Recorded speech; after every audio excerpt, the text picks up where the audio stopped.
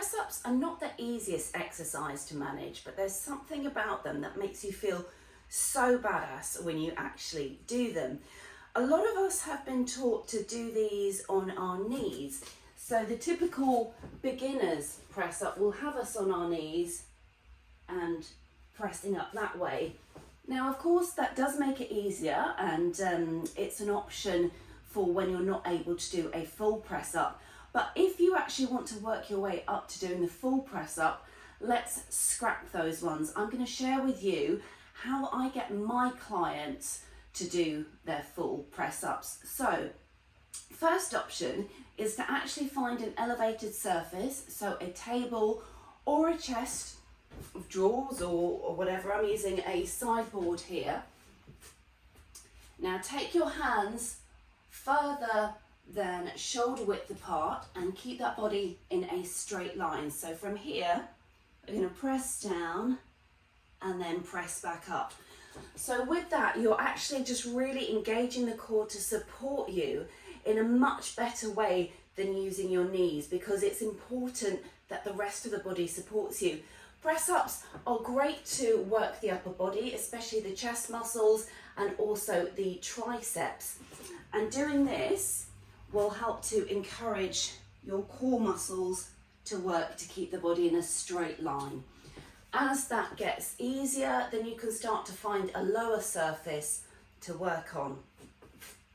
Moving on from there, what we want to focus on is the negative movement. So if you're in a full high plank position, again, we want to take the hands wider than shoulder width, but we still want to keep the wrist in line with the shoulder. So find your high plank position and then take the hands a little bit wider. Now from here, we're going to keep the body in a straight line, very slowly lowering until you start to lose it. If you feel you can't keep that straight line, then take the knees down and just allow yourself to come down.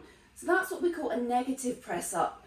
Over time, what you'll find is that you can make it that little bit lower and then come down to the knees. Eventually, and again, be patient with yourself, do about 10 reps of these each time you practice. Eventually, you'll be able to make it all the way down. And then, of course, you want to increase the difficulty. So get somebody to put a weight or a heavy book on your back as you're doing it. So you're going to make it harder with that weight on your back, coming all the way down. And again, work your way down to coming all the way down to the floor. It helps if you can check your reflection or get somebody to check that you're in a straight line. What we want to avoid is this back dipping or tenting. Okay, after you build up using that, then just try pushing yourself back up. So if it feels comfortable, making your way all the way down with the weight, then come down about a nose off the floor and press back up.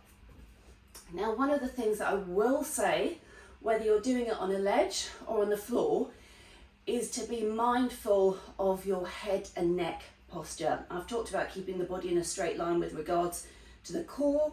What we want to avoid doing is this head dip.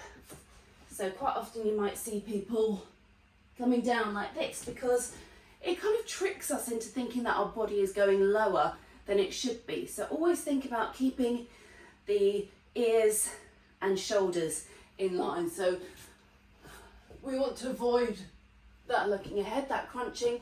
So again, just think that neutral head position and coming back up. So there is how we can make it to our full push-ups. Obviously, I've gone through this quite quickly. This might take you some weeks, some months, but keep working at it. Eventually, once you try that full push-up, try and alternate, or maybe just do 1 or 2 in a set of 10. So do the majority as negative press-ups and then just throw in a few full ones, and eventually you can build it up to doing a full set of 10.